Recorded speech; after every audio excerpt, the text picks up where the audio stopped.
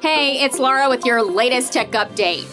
If you use Google Chrome, you probably love the extensions. They can block ads, reduce distractions, and help you be more productive. But they can also be risky. Some Chrome extensions can be packed with malware. Cybercriminals use them to steal your data or cache. Google keeps a close eye on the Chrome Web Store, but bad ones do slip through.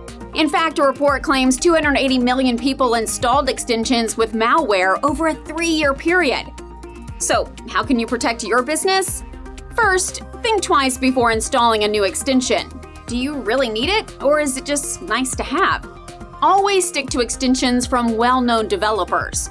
If an extension asks for a lot of permissions, be suspicious. Why would a simple tool need access to all your data? And using good security software is always a great safety net.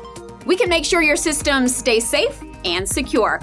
Get in touch. That's your tech update. More next week.